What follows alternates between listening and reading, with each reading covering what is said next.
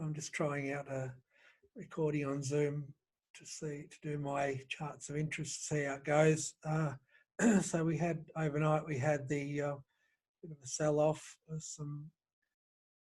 few news announcement came out, and Theresa May announced she's stepping down, which is a good thing, I think. And a bit of a sell-off in stocks, but they bounced off the support here, so never broke out the bottom. I did just slightly break out the bottom, but it closed on support here. So we've got I've still got a flat Key Jensen here, so it's still stuck in this. Range here, and it could break out through the bottom of the Kumo here, but there's a bit of recovery in the afternoon. By the end of trade, it bounced off this support here, as you can see on the 4-hour here. But the bearishness is not over with by a long shot, according to my analysis. So we'll just see how it plays out by the end of the week. And Nasdaq also, the junk rejected off this trender here and off the 100 MA here. So that was resumed that bearishness in the junk bonds, which was what I was looking for. So that's a good sign for shorting, and just ever so slightly broke out the bottom of the Kumo here, but it's still in a range here. So it's going to be interesting to see what it does.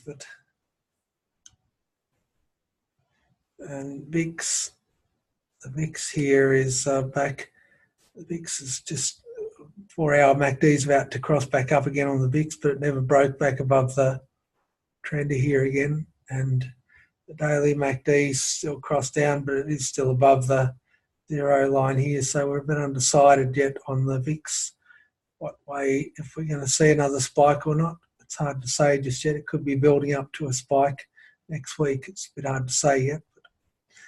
But Nasdaq is down to support here. So this support back here, it's held and it's bounced off the 4-hour here. So, so that was a little bit of a test there, but it didn't break and didn't just make it. So hard to say if it's going to bounce off that support with a bit of a rally or if it's going to break through. You don't know just yet, but sometimes you've got to wait until you see confirmation before you get too carried away with it, because you've got a flat Key Jensen here as well. So if it did break down, it might only be temporary. So the IWM, the Key Jensen on IWM, this IWM is the ETF, the Russell 3000. This is small cap, so a nice rejection here. So it's tested down to here now, down to the support now. So I've got puts on this at the moment. So looking for this to break down through. These small caps usually lead, and the others, if small caps usually turn bearish, the other larger indexes will usually follow, tends to. So this is, if we see a breakdown of this support, the other indexes will probably follow most likely.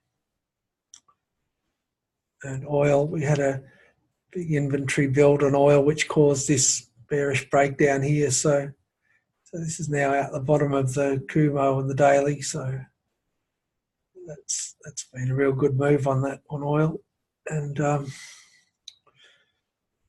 real nice one that.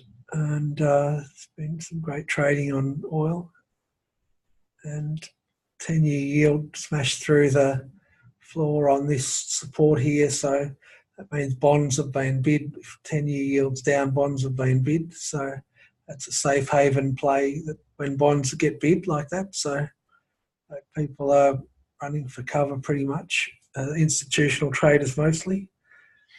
But, so there's signs are pointing to further bearishness.